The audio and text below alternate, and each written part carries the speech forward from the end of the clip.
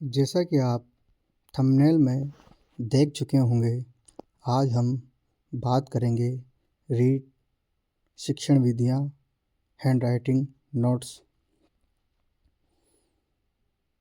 जो रीड भर्ती में पूछी जाती है, शिक्षण विधियों की बात करेंगे।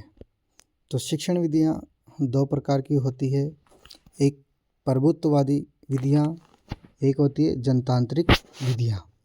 जो प्रभुत्ववादी विधियाँ होती है, शिक्षक केंद्रित होती है। जो प्रभुत्ववादी विधियाँ होती है वह शिक्षक केंद्रित, शिक्षक को केंद्र में रखकर होती है, और जो जनतांत्रिक विधियाँ होती है वह छात्र को केंद्र में रखा जाता है। प्रभुत्ववादी विधियाँ में व्याख्यान विधि, प्रदर्शन विधि, व्याख्या प्रदर्शन विधि, ऐतिहासिक विधि, सामूहिक विधि, पाठ्य पुस्तक विधि, कहानी विधि, दल शिक्षण विधि, ट्यूटोरियल विधि, ये सब विधियाँ शिक्षक केंद्रित है। छात्र केंद्रित विधि परियोजना विधि या प्रोजेक्ट विधि, प्रयोगशाला विधि, अन्वेषण या खोज विधि, विचार विमर्श विधि, पर्यटन शैक्षिक भ्रमण विधि, अभिक्रमित अनुदेशन विधि, समस्या समाधान विधि, मस्तिष्क उद्दोलन विधि, खेल विधि, ये छात्र केंद्रित विधियाँ हैं।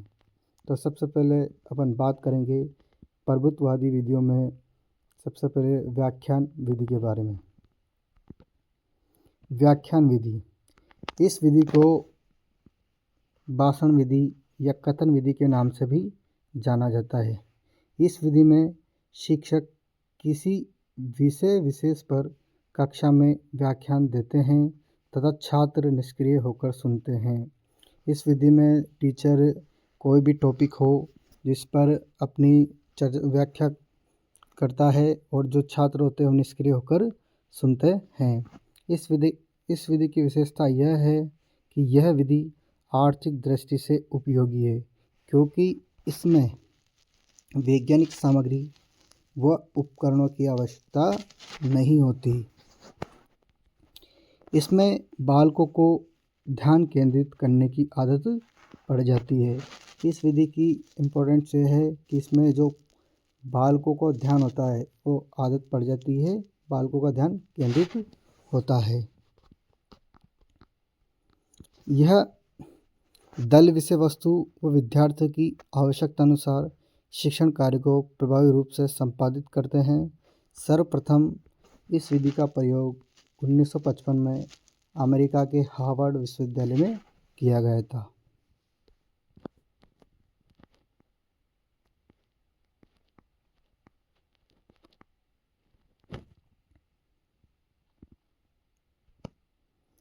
ट्यूटोरियल विधि, इस विधि के विद्यार्थियों के एक समूह को पढ़ाया जाता है।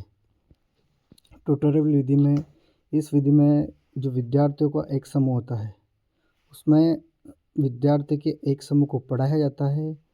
यह वे विद्यार्थी होते हैं जो कक्षा में पिछड़े जाते हैं या पिछड़े होते हैं या कक्षा में किसी कारणवश पीछे रह जाते हैं या उनकी कोई प्रकरण समझ में नहीं आता है, तो शिक्षक इनको अलग से शिक्षण करवाता है। तो इसे बोलते हैं ट्यूटोरियल विधि। ट्यूटोरियल विधि। जनतांत्रिक विधियाँ, प्रोजेक्ट या परियोजना विधि। जो जनतांत्रिक विधियाँ हैं वो छात्र केंद्रित होती है। इसकी पहली विधि है प्रोजेक्ट या परियोजना विधि। प्रोजेक्ट विधि के प्रतिपादक जॉन डीवी के शिष्य किलपैट्रिक हैं। जॉन डीवी के शिष्य किलपैट्रिक ने प्रोजेक्ट विधि या परियोजना विधि का प्रतिपादन किया। किलपैट्रिक के अनुसार प्रोजेक्ट सामाजिक वातावरण में पूर्ण संलग्नता से किया जाने वाला उद्देश्यपूर्ण कार्य है। किलपैट्रिक के अनुसार प्रोजेक्ट सामाजिक वातावरण में पूर्ण संलग्नता से किया जाने वाला उद्देश्यपूर्ण कार्य है। इस विधि में छात्रों के समझ एक समस्या प्रस्तुत की जाती है, यानी प्रोजेक्ट परियोजना विधि में छात्रों के समक्ष एक समस्या प्रस्तुत की जाती है और छात्र उसका हल निकालने में लगे रहते हैं। इसमें छात्र स्वयं अपनी रुचि से विषय वस्तु व क्रिया में सामंजस्य स्थापित करते हैं। इस विधि में छात्र अपनी रुचि इंटरेस्ट के अनुसार किसी विषय वस्तु में क्रिया और सामंजस्य स्थापित करते हुए अपनी अध्ययन गति से अधिगम करता है। परियोजना विधि के पद या सोपान। जो परियोजना विधि है, प्रोजेक्ट विधि है, इसके पद सोपान। पहला सोपान है उद्देश्य परिस्थितियों का निर्माण करती है। जो परियोजना विधि है ये उद्देश्य और ऐसी परिस्थितियों का निर्माण करती है। योजना बनाना इसकी दूसरा सोपान है, योजना बनाना। तीसरा है क्रियान्वयन। चौथा है मूल्यांकन करना। तो परियोजना विधि के 4 सोपान हैं।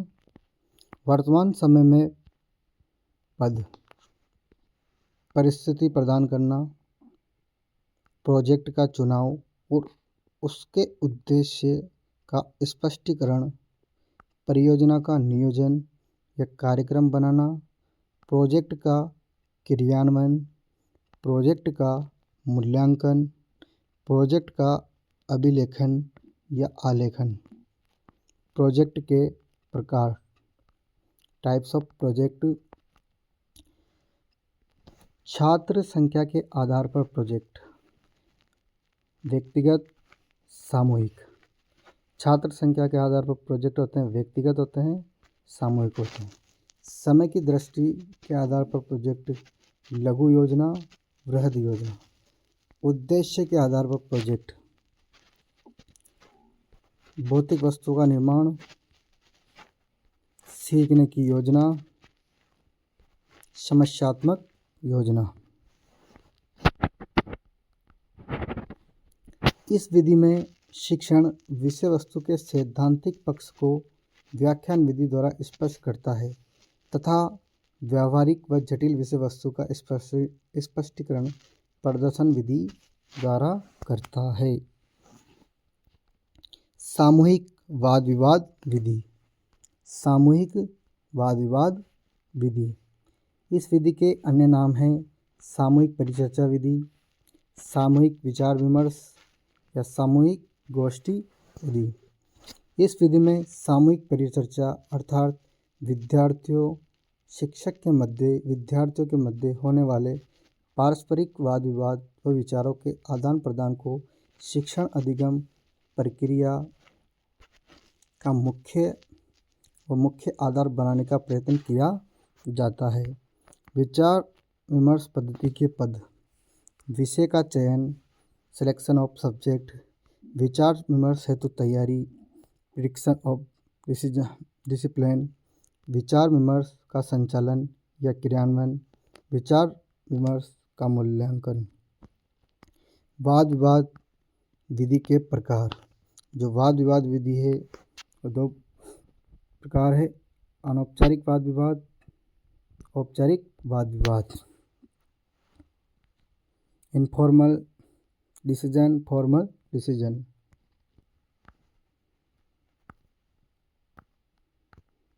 पैनल चर्चा, परिसंवाद परिचर्चा। यह विधि हर्बर्ट स्पेंसर के इस कथन पर आधारित है, बालकों को जितना संभव हो कम से कम बताया जाए, यथा संभव हो उनको खोजने के लिए प्रोत्साहित किया जाए। यह एक मनोवैज्ञानिक विधि है। दोष, सीमाएं, इसकी क्या क्या कमियां हैं इस विधि की। यह विधि छोटी कक्षाओं के लिए उपयोगी नहीं है।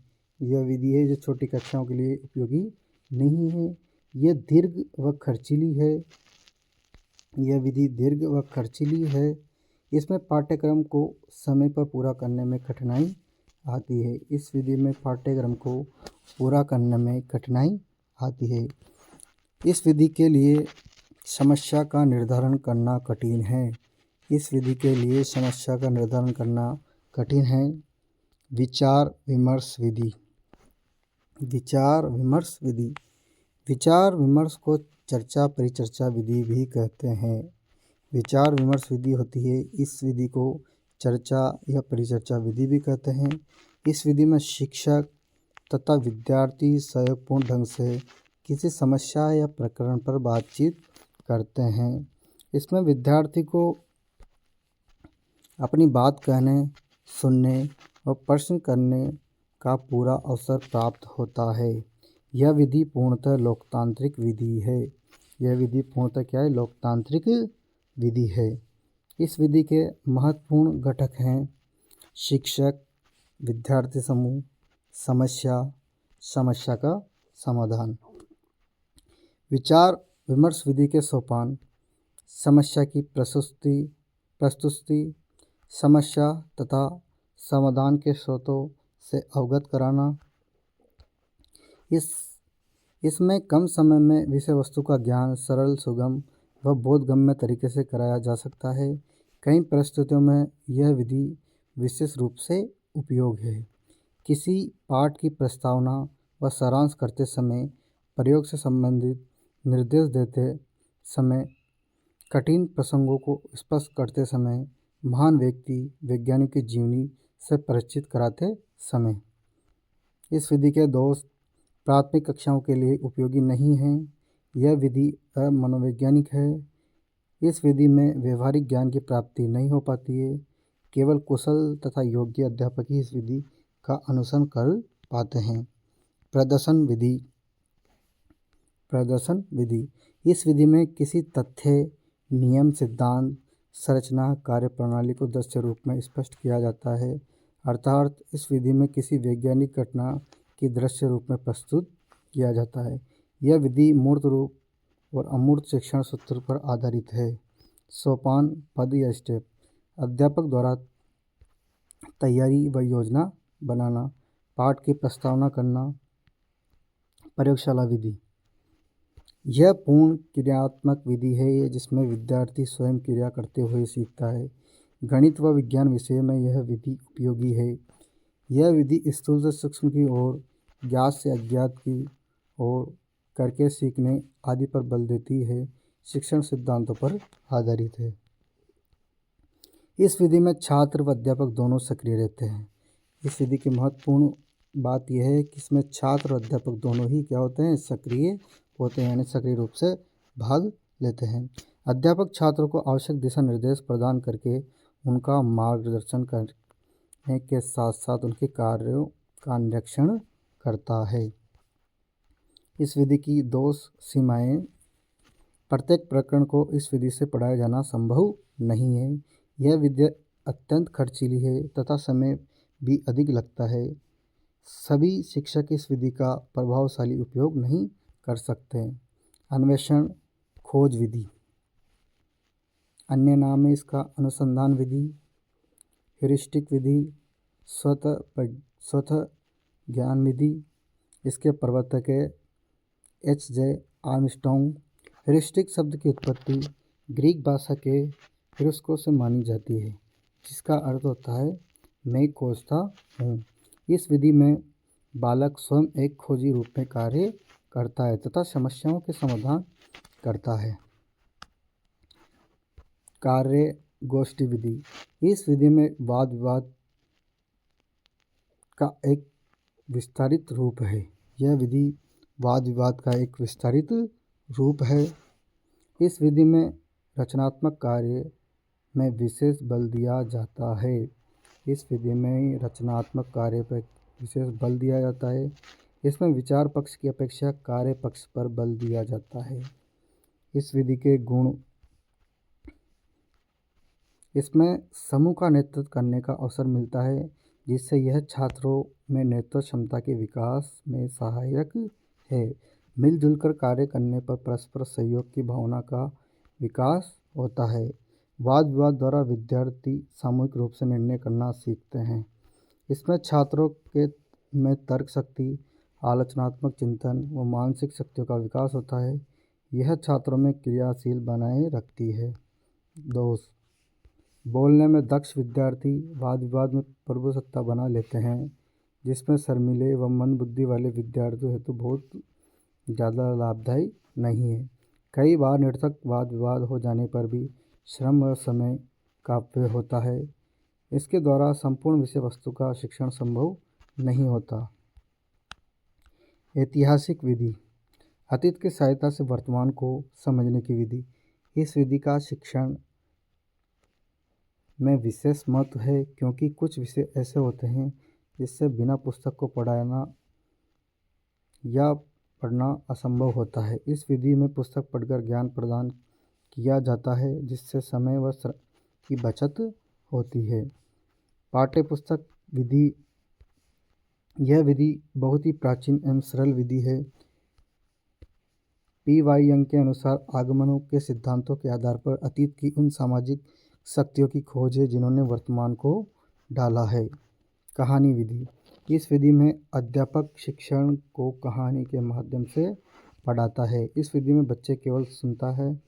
रामायण महाभारत आदि प्रकरणों को इस विधि से आसानी से समझाया जाता है। छोटी कक्षाओं के लिए उपयोगी है।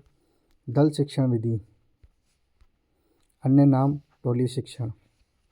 दल शिक्षण विधि का अन्य नाम है टोली शिक्षण। इस विधि में एक अध्यापक के स्थान पर विभिन्न क्षेत्रों पर दक्ष अध्यापकों का एक दल होता है। पाठ का प्रस्तुतीकरण करना, प्रयोग का प्रदर्शन करना, श्याम पट, कार्य व सारांश, कक्षा का निरीक्षण व मुख्य बिंदुओं का आकलन, प्रदर्शन का मूल्यांकन। गुण विशेषता, सस्ती कम खर्चीली है। इस विधि में कक्षा का वातावरण सक्रिय रहता है, अर्थात इस विधि में शिक्षक व विद्यार्थी दोनों सक्रिय रहता है। यह विधि देखो, सुनो और समझो के सिद्धांत पर आधारित है। इस विधि में वैज्ञानिक नियमों, सिद्धांतों, सूत्रों को सरलता से सीखा जा सकता है। दोष व कमियां, इस विधि में छात्रों को अप्रत्यक्ष अनुभव होते हैं। ज़्यादा बड़े समूह में प्रदर्शन अधिक प्रभावशाली नहीं हो पाता। इस विधि में छात्रों को प्रयोगात्मक कुशलताओं के अपेक्षित विकास नहीं हो पाता।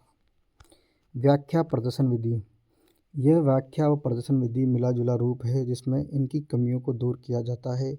इस विधि में विद्यार्थियों का एक ग्रुप या समूह बनाकर उनके सामने एक समस्या रखी जाती है तथा सभी सदस्यों का उस समस्या से संबंधित उनके मस्तिष्क में आने वाले विचारों को प्रकट करने के बिना किसी रोक टोक को सही गलत के पूर्ण स्वतंत्रता दी जाती है एवं प्राप्त विचारों परिचर्चा उपरांत प्राप्त निष्कर्ष को समय के हल के रूप में स्वीकार कर लिया जाता है।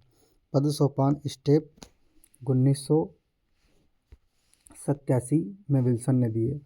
परिचय, हिमयंजक, विषय समस्या का परिभाषीकरण, समस्या का संकेंद्रण, संकेंद्रीय कथन का चयन, मस्तिष्क विप्लन, प्रमुख सुझाव के चयन और उसके उपयोग के सुझाव, मूल्यांकन करना। खेल विधि, पर्यावरण विषय के शिक्षण में यह विधि उपयोगी है। खेल खेल में जो बात विद्यार्थी सीख जाते हैं वह कभी नहीं भूलते, इसलिए प्राथमिक व पूर्ण प्राथमिक कक्षाओं के लिए विधि एक मनोरंजक का कार्य भी करती है और बच्चे उसमें रुचि लेने लगते हैं। धीरे धीरे खेल के माध्यम से यह सीखने भी लगते हैं। इसके अंतर्गत निम्न विधियाँ शामिल है। किंडरगार्टन विधि जो कि फ्रोबेल के द्वारा दी गई, मॉन्टेसरी विधि मौर्या मॉन्टेसरी के द्वारा दी गई, डाल्टन विधि डाल्टन के द्वारा दी गई, खेल विधि कोलवेक कुक के द्वारा दी गई, कोलवेल कुक के द्वारा दी गई। विद्यार्थी द्वारा परिचर्चा से पूर्ण की जाने वाली तैयारी, परिचर्चा का संचालन, परिचर्चा के बाद का कार्य, मूल्यांकन। पर्यटन या शैक्षिक भ्रमण विधि, अन्य नाम है इस विधि का पर्यटन विधि, शैक्षिक परिदृश्य विधि, सरस्वती यात्रा, स्कूल जर्नी एक्सकर्सन। प्रतिपादक है अरस्तु, प्लेटो, पेस्टोलॉजी। प्राथमिक स्तर पर भूगोल शिक्षण के लिए शैक्षिक भ्रमण विधि उपयोगी है। उद्देश्य, विषय के प्रति रुचि विकसित करना, वास्तविक प्रत्यक्ष अनुभव प्रदान करना, व्यवहारिक ज्ञान देना। लाभ विशेषता, छात्र निरीक्षण द्वारा स्वयं सीखते हैं तथा अनौपचारिकता शिक्षण प्रदान करना संभव हो पाता है। छात्रों की जिज्ञासा और शंकाओं का समाधान होता है। छात्र शिक्षक के निकट संपर्क में आत्मीयता बढ़ती है। कमी या सीमाएं, छात्र संख्या में अधिक अत्यधिक होने से आयोजन में कठिनाई होती है। विद्यालय समय सारणी में इन कार्यक्रम की व्यवस्था नहीं होती है एवं समय भाव की समस्या बनी रहती है। समस्या समाधान विधि। इस विधि में विद्यार्थी के समय कोई भी विशेष समस्या, कठिनाई या परिस्थिति रखी जाती है जिसका विद्यार्थी मानसिक क्रियाओं के द्वारा हल ढूंढने का प्रयास करता है। पद सोपान या स्टेप।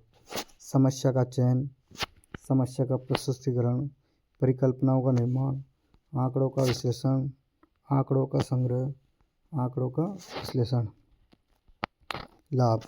इस विधि द्वारा छात्रों को विश्लेषण, संश्लेषण व समालोचनात्मक चिंतन का विकास होता है। इस विधि द्वारा निरीक्षण, शक्ति तर्क, शक्ति वैज्ञानिक दृष्टिकोण का विकास होता है। कमियां या सीमाएं। यह विधि छोटी कक्षाओं के छात्रों के लिए अधिक उपयुक्त नहीं है। इसमें सीखने की गति धीमी होती है। सही समस्या का चयन करना स्वयं एक समस्या है। मस्तिष्क उद्वेलन विधि। प्रतिपादक एलन एफ ऑसबॉर्न। अन्य नाम मस्तिष्क विकलन, मानस उद्वेलन, मस्तिष्क आवश्यक, मस्तिष्क झंझावात। अभिक्रमित अनुदेशन विधि। इस विधि में सीखने योग्य सामग्री या विषय वस्तु के छोटे छोटे पदों या खंडों के क्रमबद्ध रूप से प्रस्तुत किया जाता है। इसमें विद्यार्थी अपनी योग्यता एवं क्षमता के अनुसार स्वयं प्रयत्न करने में अपनी गति से सीखता है। इस विधि में प्रयुक्त शिक्षण सूत्र। सरल से कठिन की ओर, ज्ञात से अज्ञात की ओर, मूढ़ से अमूर्त की ओर, स्थूल से सूक्ष्म की ओर। अभिक्रमित अनुदेशन या अभिक्रम या उद्गम अधिगम के मनोवैज्ञानिक से हुआ है। थॉर्नडाइक के प्रभाव के नियम पर आधारित है। प्रतिपादक बी.एफ. स्किनर। बी.एफ. स्किनर अभिक्रमित अनुदेशन शिक्षण की कला तथा सीखने का विज्ञान है। प्रकार। रेखीय अभिक्रमित अनुदेशन बी.एफ. स्किनर। शाखीय अभिक्रमित अनुदेशन नॉर्मल एक क्राउडर। मैथमेटिक्स अवरोह अभिक्रमित अनुदेशन टी.एफ. गिलबर्ट। कंप्यूटर सह अनुदेशन लॉरेंस स्टोल्डो। अगर वीडियो पसंद आए तो वीडियो को लाइक करें, कमेंट करें और कोई भी डाउट हो तो कमेंट के माध्यम से पूछ सकते हैं और चैनल को सब्सक्राइब जरूर करें। जय हिंद, जय भारत।